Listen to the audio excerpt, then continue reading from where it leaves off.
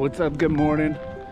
It's a beautiful but brisk November morning out here, Soddy Daisy, Tennessee.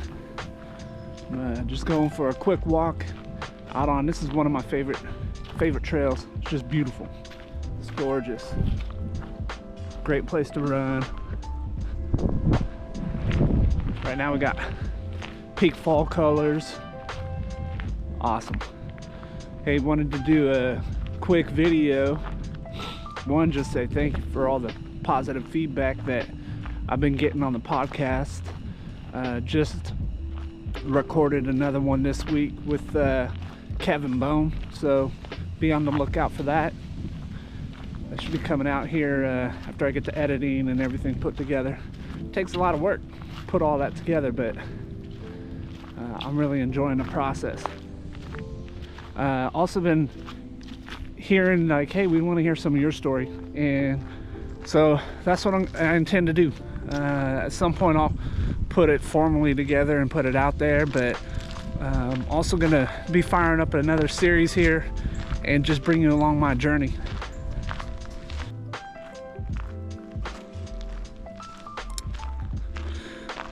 So signed up for another ultra, the Gone Loco 33 miler. It's in Athens, Tennessee. That's going to be in February 2024. So part of the reason why I'm kicking this series off today marks being 100 days out from that event. So I felt like that was a good time to just kick off this series, take you along the way as I document my journey, going through my training and building up to that.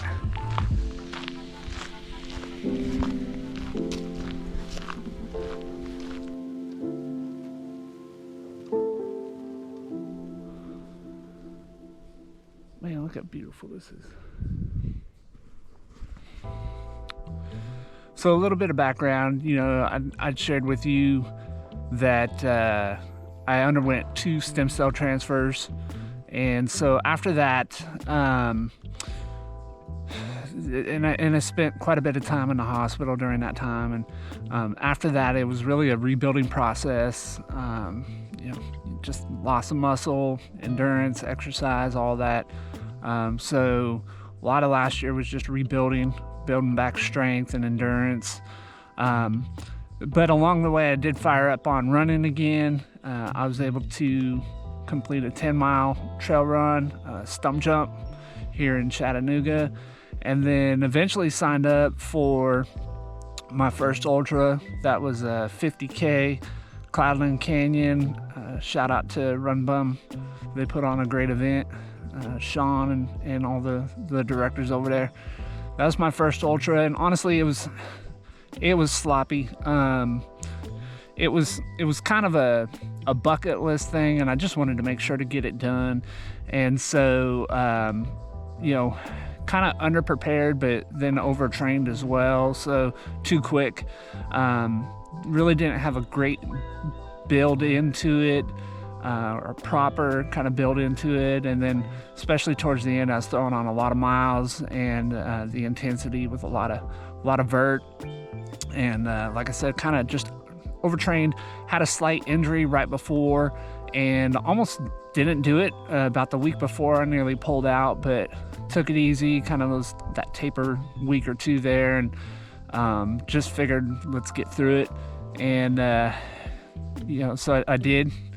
Ultimately I went and did the run. It was awesome, great, but around mile 8 ended up feeling that injury, and that was primarily due to just a lack of strength training, honestly. Kind of weak core, weak glutes. Had an injury, kind of just a little something I could feel in the left glute, left hip area. And think about an ultra or really any kind of long distance is, if you've got some weaknesses that you've been neglecting, they'll get exposed. And so around mile 8, thing kind of flared up, and I pushed through, went another 20, ended up being about another 24 miles. and finished. And so I was pleased that I accomplished it, but what that did is that put me out for a couple months. And so began this year, first couple months really couldn't do hardly anything, and then finally started back up. I kind of submitted and realized I need to do some weights, some strength training, and get a good foundation there. So I jumped in and was doing a lot of strength training and conditioning with weights, kind of a push-pull legs routine, and did that for a couple months. Really wasn't doing much running, if any, maybe like once, twice a week. But then picked back up on the running, and it's been good since then. So do your conditioning, do your strength training, your weights and everything.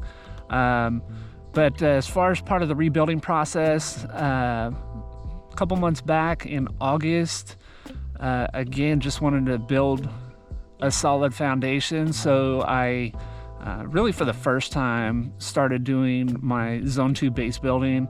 And that's not really anything that I've truly done. I've done some a lot of long, slow runs, but actually building out your Zone 2 area. And honestly, that's kind of rough. They say long and slow runs, and kind of with Zone 2, if you think you're running slow enough, run slower. And so at first that was really hard because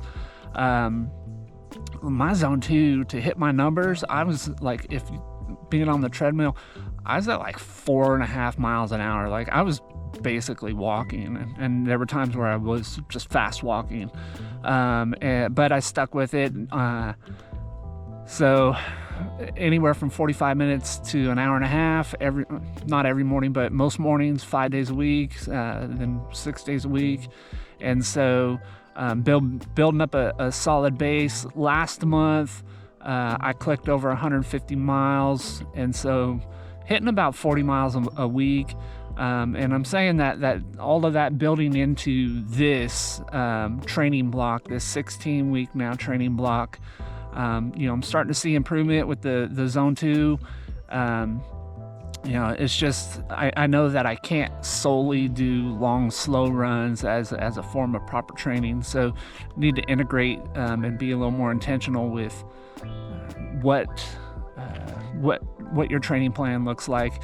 And honestly, I've never had a running coach, never anything. I've just gone out and run a bunch of trails, spent a lot of time on the treadmill, running the neighborhood, things like that. So not really looking to have or get a personal running coach at this point or anything, but I did go and searched around, and I purchased a training plan from Higher Running. And so if you guys are familiar, shout out to Sage and Sandy. They put out great content, VO2 Max, and so they've got some really good training plans that are really affordable too. And so I went and a couple weeks back purchased one of their training plans.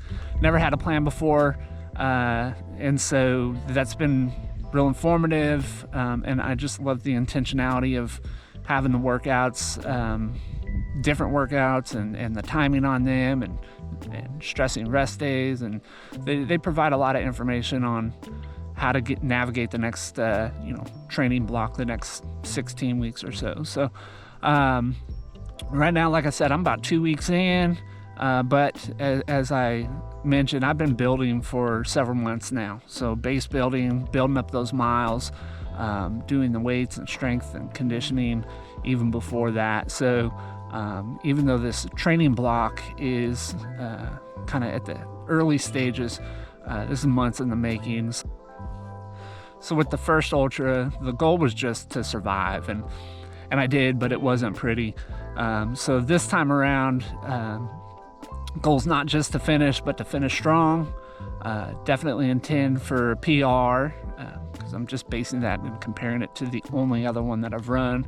And so we're aiming for a PR. As far as the time projection and goals, I kind of have some thoughts right now, but it's just too far out for me personally. So I'm gonna be putting a goal out there here later on, but we're definitely gonna be well prepared this time around. So I've had several people, when I share that I've run an ultra or talk about how much running I've been doing, say, gosh, I can never do that, or how could you possibly do that? Well, here's how you do it. You, 1, get a goal, 2, get going, and 3, get better. So set that goal, whatever it may be. It needs to be a big goal, it needs to challenge you. Then you just got to get going. Once you get going, you start putting in the work, you realize it's possible, and then at that point you start getting better. So improve your technique, start learning about all the different components and nutrition or whatever it may be. But you first got to get a goal, get going, and then get better. Being able to train for an endurance event like this, ultramarathon, is a true blessing. Being diagnosed with cancer 3 years ago, stem cell transplants, rebuilding, it's taken a lot of work. It's taken a lot of work to get there, and all of it's hard. It's still hard. And so you may be seeing this thinking, gosh, there's no way I could do that. When I got back from my stem cell transplant in the hospital, hard for me was walking up the stairs. Literally, barely do it. Nearly blacked out. After a while, hard for me became going for a walk in the neighborhood, getting the lawn mowed, things like that. That was hard. So we all have different stages of where we're at. And what's hard for me right now is easy for others. And so don't get caught in comparing what other people are doing, what I'm doing, or anything. You just focus on you. Do what's hard. Push yourself a little bit. Bring yourself to the edge of your comfort zone and push it a little bit. That comfort zone will grow. Your abilities will grow. And then you have a much bigger comfort zone. And then push it a little more. And before long, you'll be looking back, you'll be real proud of yourself, because what seemed impossible at one point is now possible. So get that goal, gotta get going, and then get better. All right, y'all.